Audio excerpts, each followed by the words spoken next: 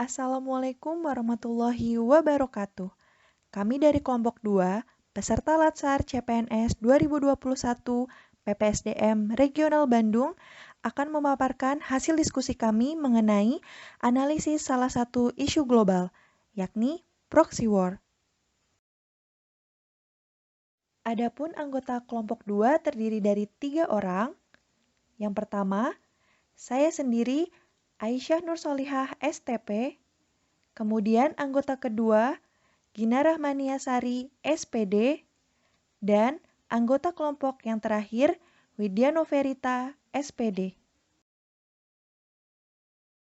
Sebelum kita melakukan analisis terhadap isu proxy war, maka kita harus mengetahui terlebih dahulu definisi dari proxy war itu sendiri. Proxy war adalah perang antar dua negara atau aktor non-negara yang terjadi karena dorongan atau mewakili pihak lain yang tidak terlibat langsung di pertempuran. Salah satu contoh proxy war di Indonesia adalah separatisme.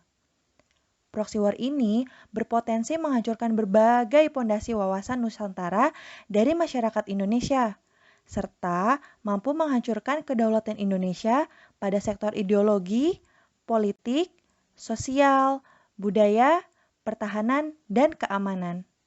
Bahaya proxy war mengancam 9 sendi kehidupan bangsa Indonesia. Tahapan pertama dalam proses analisis isu adalah issue scan. Issue scan ini dilakukan agar dapat memahami isu-isu kritikal dengan memetakan dan menganalisa semua pihak yang terlibat secara komprehensif.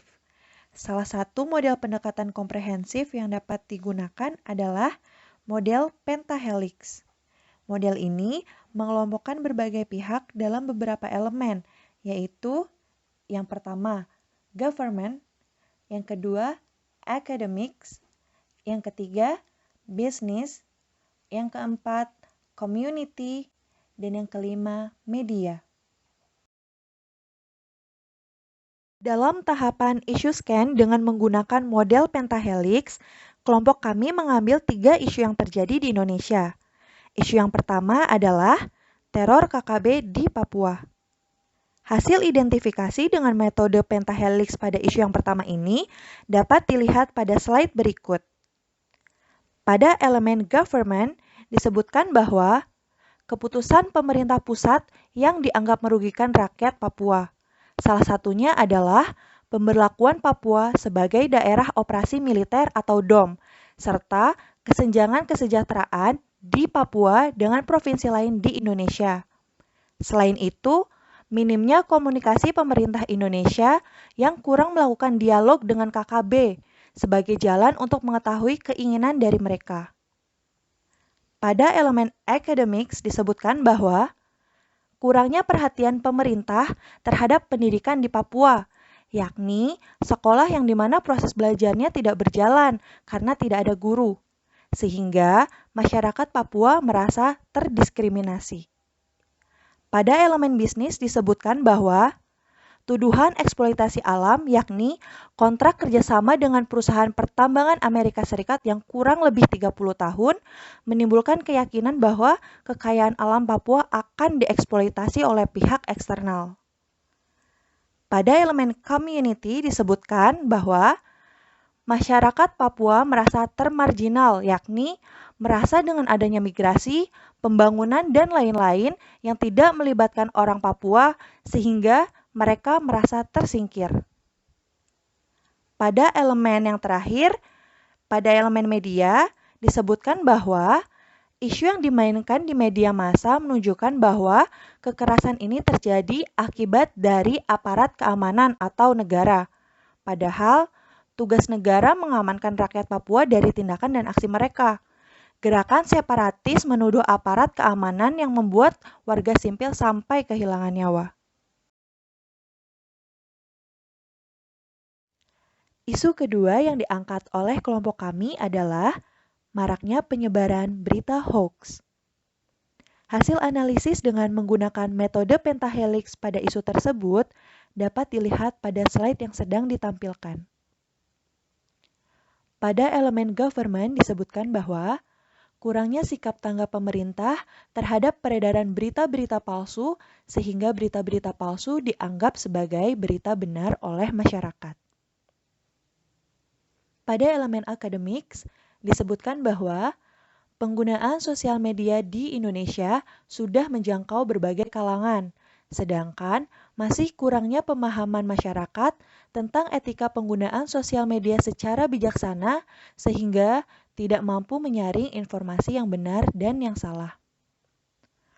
Pada elemen bisnis, disebutkan bahwa adanya persaingan bisnis yang ketat sehingga menimbulkan persaingan antar lawan bisnis di Indonesia. Misalnya, bisnis yang dilakukan secara tidak etis akan menciptakan informasi atau ulasan palsu mengenai bisnis lawan, semata-mata untuk keuntungan pribadi. Pada elemen community disebutkan bahwa fenomena penyebaran berita hoax lantaran masih rendahnya literasi informasi digital masyarakat negeri melalui internet, sehingga masyarakat belum mampu membedakan informasi yang benar dan informasi yang salah. Pada elemen media, disebutkan bahwa Indonesia adalah satu negara di mana masyarakatnya paling banyak memiliki media sosial untuk berkomunikasi. Media dapat dikatakan sebagai medium pasar bebas, lantaran informasi yang mengalir di dalamnya tidak tersaring. Isu ketiga yang dianalisis dengan menggunakan metode pentahelix dalam isu proxy war ini adalah gerakan ISIS di Indonesia. Pada elemen government disebutkan bahwa rendahnya pengawasan pemerintah terhadap pintu keluar masuk di Indonesia dan rendahnya pengawasan terhadap cybercrime, sehingga gerakan ISIS dapat dengan mudah menyebar di Indonesia.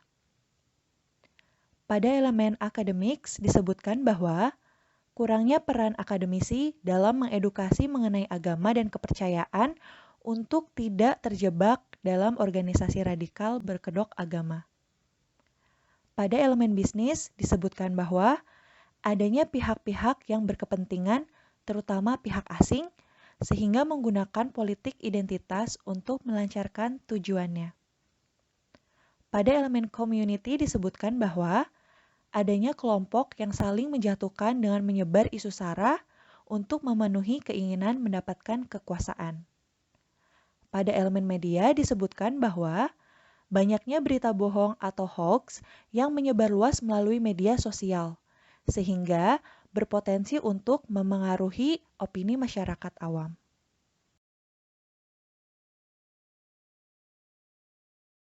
Adapun saya akan memaparkan hasil analisis pemecahan beberapa isu dengan menggunakan metode USG. Metode USG adalah salah satu alat untuk menyusun urutan prioritas isu yang harus diselesaikan. Caranya dengan menentukan tingkat urgensi, keseriusan, dan perkembangan isu dengan menentukan skala nilai 1-5 atau 1-10. Isu yang memiliki total skor tertinggi merupakan isu prioritas. USG merupakan kepanjangan dari U, urgensi, S, seriousness, dan G, growth.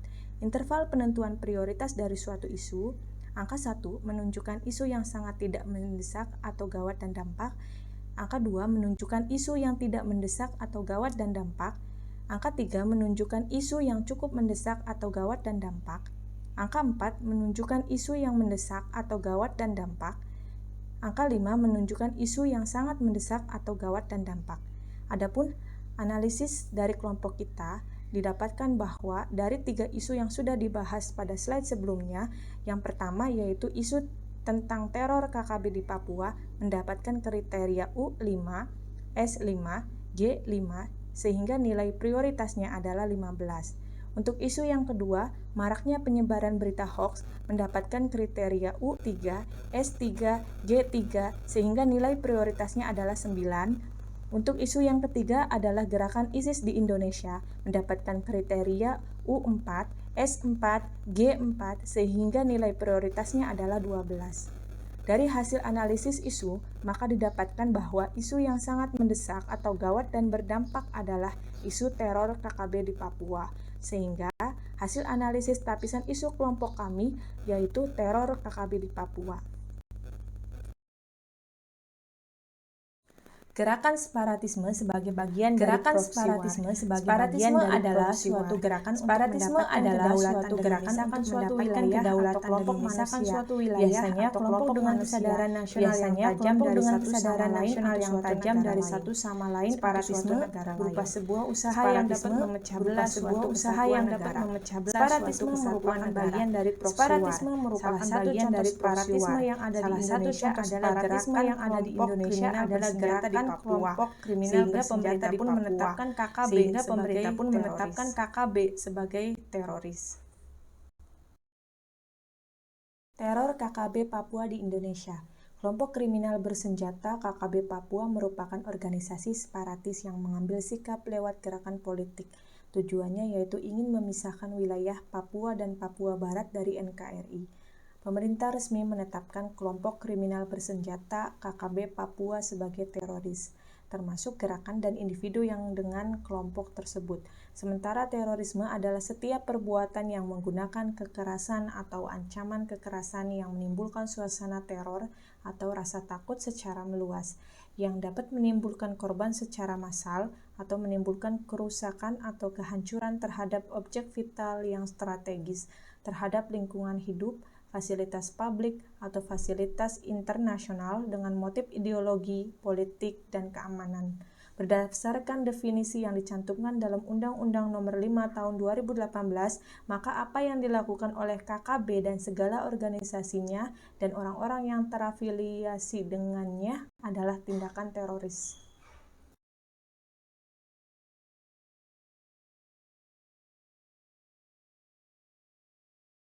Hasil analisis Fishbone dari isu teror KKB di Papua, dari segi material yaitu sumber daya alam di Papua sangat melimpah, dari segi yaitu terbatasnya tenaga pendidik dan terbatasnya tenaga kesehatan. Kemudian yang ketiga dari segi mesin yaitu terbatasnya teknologi informasi di Papua, dan yang keempat yaitu nature, lingkungan, yaitu banyaknya lahan kosong yang diambil alih oleh pihak asing. Analisis SWOT merupakan suatu teknik perencanaan strategi yang bermanfaat untuk mengevaluasi kekuatan, strength, kelemahan, weakness, peluang, opportunities, dan ancaman threat dalam suatu proyek. Tujuan utama dari analisis SWOT adalah untuk membantu organisasi mengembangkan kesadaran penuh dari semua faktor yang terlibat dalam pengambilan keputusan suatu bisnis. Adapun analisis SWOT dari isu teror KKB di Papua, yang pertama yaitu strength, meliputi pemerintah membuat kebijakan nyata dalam mensejahterakan masyarakat Papua. Yang kedua, yaitu penegakan hukum yang adil dan transparan dari pemerintah. Yang kedua, weakness, meliputi turut sertanya pihak asing dalam gerakan separatisme di Papua. Yang kedua, yaitu adanya kelompok yang memanfaatkan keadaan untuk kepentingan pribadi. Yang ketiga, yaitu keadaan masyarakat yang masih prasejahtera. Kemudian yang ketiga adalah opportunity, meliputi lemahnya pengawasan pemerintah terhadap Papua. Yang kedua yaitu munculnya berita bohong, hoax yang menggiring opini masyarakat di Papua. Yang ketiga yaitu kurangnya akses informasi untuk masyarakat dalam menanggapi segala hal. Yang keempat yaitu threat, munculnya kelompok yang ingin memecah belah NKRI. Adapun rekomendasi alternatif penyelesaian isu teror KKB di Papua, yaitu yang pertama adalah pengelolaan fasilitas kesehatan dan pendidikan yang lebih baik untuk masyarakat Papua. Yang kedua yaitu penguatan keamanan di wilayah Papua untuk menjaga stabilitas bangsa dan negara. Yang ketiga yaitu mempermudah akses ke daerah-daerah yang sulit terjangkau. Yang keempat yaitu terus membekali masyarakat Papua dengan berbagai skill sehingga masyarakat Papua bisa menjadi produktif. Yang kelima yaitu mengoptimalkan sumber daya alam di Papua dengan bijaksana. Sekian presentasi dari kelompok kami. Semoga dapat bermanfaat bagi kita semua. Wassalamualaikum warahmatullahi wabarakatuh. Sampai jumpa.